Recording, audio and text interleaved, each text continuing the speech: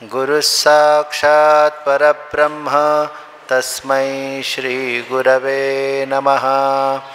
श्रीदत्तपद्मनाभसुषेण सदानंद श्री ब्रह्मानंदाचार्य गुरुदेवो नमोस्तुते। श्री गुरुदेव दत्त।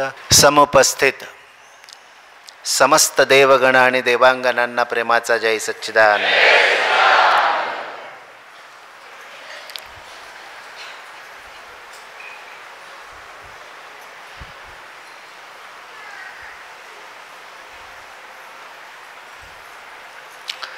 या विश्वामध्ये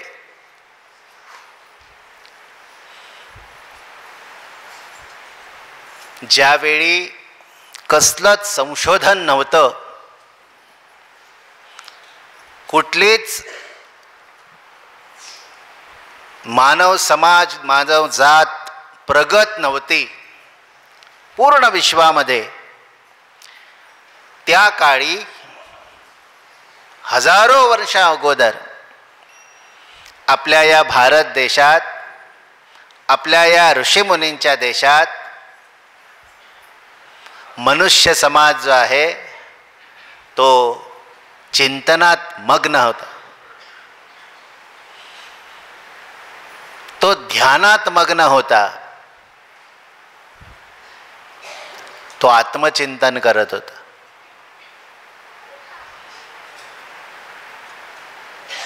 व्यासोच्छिष्टं जगत सर्वम, संपूर्ण विश्वामध्ये कोणालाच कसलंच काहीच ज्ञान नव्हतं।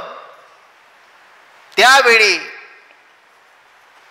आपल्या या देशातल्या संस्कृतीप्रमाणे ऋषीमुनींनी जे घोर तप करून चिंतन केलं, त्या चिंतनाचं फलस्वरूप तुम्ही आम्ही सगळेजण जी आज लाईफस्टाईल किंवा संस्कृती जगतो आहोत, ती त्या ऋषीमुनींची देणगी आहे आम्हाला। आणि अशा या ऋषीमुनींच्या या संकल्पनेत आम्ही तुम्ही सगळेजण बसलेले आहोत।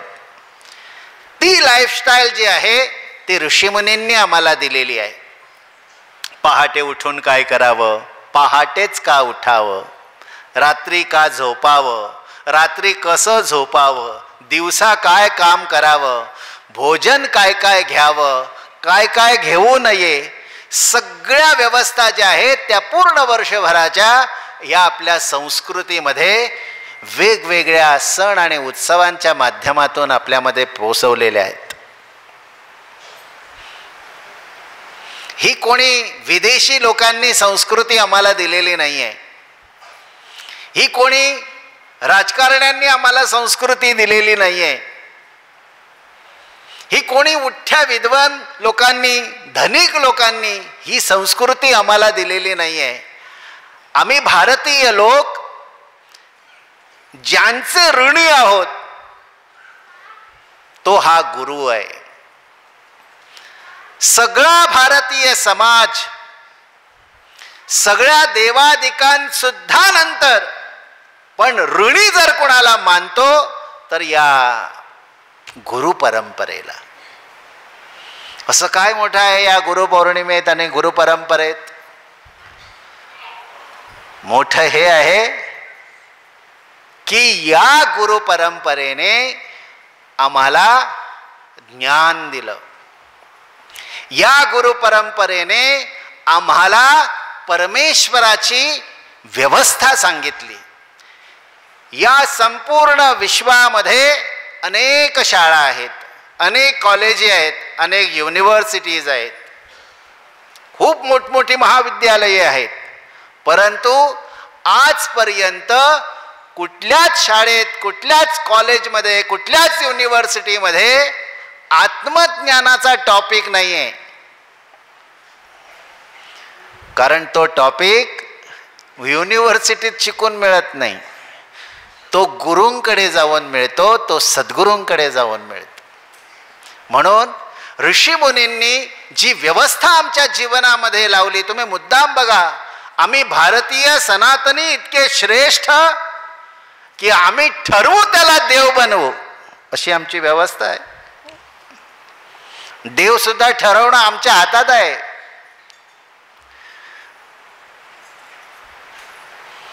आम्ही झाडांना देव मानलं, आम्ही दगडाला देव मानलं, आम्ही मातीला देव मानलं, आम्ही कोणाला शिल्लक ठेवला नाही. आम्ही सगळ्यांमध्ये देव पाहतो. आम्ही सगळ्यांना देवा समान मानतो. आणि हे विचार आम्हाला आमच्या संस्कृतीने दिले, जी संस्कृती ऋषीमुनींनी सुरू केली. अशा या ऋषीमुनींच्या देशात आजही तुम्ही आम्ही राहतो. सनातनियांनो, याबद्दल अभिमान बाळगा. जगाच्या पाठीवर तुम्ही फिरा, कुठेच तुम्हाला ही संस्कृती सापडणार नाही. इतकी कृतज्ञ संस्कृती आपल्या वाडवडिलांबद्दल, आपल्या पूर्वजांबद्दल, आपल्या ऋषीमुनींबद्दल, आपल्या देवदेवतांबद्दल जन्मभर आयुष्य असेपर्यंत कृतज्ञ राहणं फक्त या भारतीय संस्कृतीमध्ये, सनातन संस्कृतीमध्ये शिकवलं जातं. जिने मला जन्म दिला तिच्याबद्दल आदर, ज्याने मला जन्म दिला त्याच्याबद्दल आदर, ज्याने मला ज्ञान दिलं त्या गुरूंबद्दल आदर. आपल्या दारात कोणी गेस्ट जरी आला तरी देवा समान मानणं हे सुद्धा आम्हाला आमच्या संस्कृतीने शिकवलं. म्हणजे प्रत्येकाबद्दल आदर हा आम्हाला आमच्या संस्कृतीने शिकवलेला आहे. म्हणून आज एवढ्या संख्येने आपण सगळेजण गेली हजारो वर्षे झाली पूजनीय व्यासांना जन्म घेऊन अजूनपर्यंत आम्ही त्यांना विसरलेले नाही आहोत. आमच्या पणजोबांचं, आमच्या खापर पणजोबांचं आम्हाला नाव आठवत नसेल, पण आजही व्यासांचं नाव आम्हाला पाठ, आजही संतांची नावे आम्हाला पाठ. अशा प्रकारचं पाठ करायला यांनी आमच्या मागे काय ठेवलंय? काय हेच ठेवलेलं आहे, निस्वार्थपणे जगाच्या कल्याणासाठी या संतांनी काम केलं. आणि अशाच प्रकारचं हे काम जे आहे ते ज्यांनी केलं, ती परंपरा आपण सगळ्यांनी सांभाळली पाहिजे, जोपासली पाहिजे. आपल्या स्वतःसाठी खूप काम करणारे लोक आहेत, कोण कुत्रा विचारत नाही शेवटी त्यांना. पण आपण जर समजा सर्वांसाठी काम करायला सुरुवात केली, आपण जर समजा आपल्या गावासाठी काम करायला सुरुवात केली, आपण समजा आपल्या धर्मासाठी काम करायला सुरुवात केली, म्हणजे काय करायचं? काही नाही. माझ्या जसा मुलाबाळांचा विचार मी करतो, माझ्या बायका मुलांचा जसा विचार माझ्या डोक्यात असतो, तसा माझ्या गावाबद्दलचा विचार माझ्या डोक्यात असणे, माझ्या सगळ्या सनातनीयांबद्दल विचार माझ्या डोक्यात असणे, आणि त्यांच्यासाठी माझ्याकडे जेवढं शक्य आहे तेवढं मी करणं, हे दुसऱ्यांसाठी विचार करणे होय. गावात असेल तर गावात स्वच्छता नाही, आपण सगळ्यांना गोळा करून स्वच्छता करायची. आपल्या गावात मंदिर आहे, मंदिरामध्ये कसली जर समजा उत्सव असेल, आपण पुढाकार घेऊन तिकडे काम करायचं, सेवा करायची. गावात पंचायत आहे, पंचायतीमध्ये जर समजा काय व्यवस्था हवी असेल, आपण तिथे पुढाकार घ्यायचा. आपल्या गावामध्ये लहान मुलांना खेळण्यासाठी मैदान हवं असेल तर ते क्रीडा मैदान आपण व्यवस्था लावण्यास मदत करायची. समाजासाठी आपल्याला जेवढं शक्य आहे तेवढं करायचं. आणि जो गुरु म्हणून तुम्ही सगळे आम्ही सगळे पाहतो, तो गुरु तुम्हाला त्या प्रत्येक कार्यकर्त्यामध्ये तुम्हाला दिसेल. गुरूंना पाहायचं असेल तर डोळे झाकून नव्हे, डोळे उघडे ठेवून बघा. आजूबाजूला तुम्हाला गुरु दिसतील, तुम्हाला सहाय्य करताना दिसतील. कोणाच्या रूपात दिसेल? जनावरांच्या रूपात दिसेल, झाडापेडांच्या रूपात दिसेल, कसल्या ना क्षुल्लक एखाद्या फुलपाखरूच्या निमित्ताने दिसेल, परंतु तो गुरु तुम्हाला तिकडे विचार देण्यास समर्थ असेल, तुमच्या मदतीला तो असेल, तुम्हाला सहाय्यभूत असेल.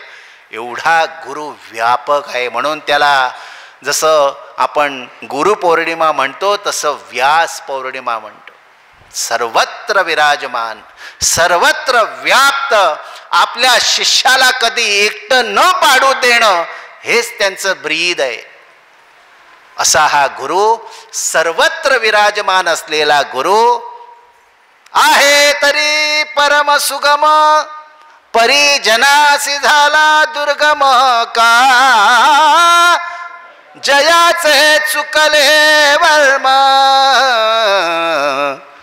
संत समागमाकडे. सत्समागम कुठे आहे?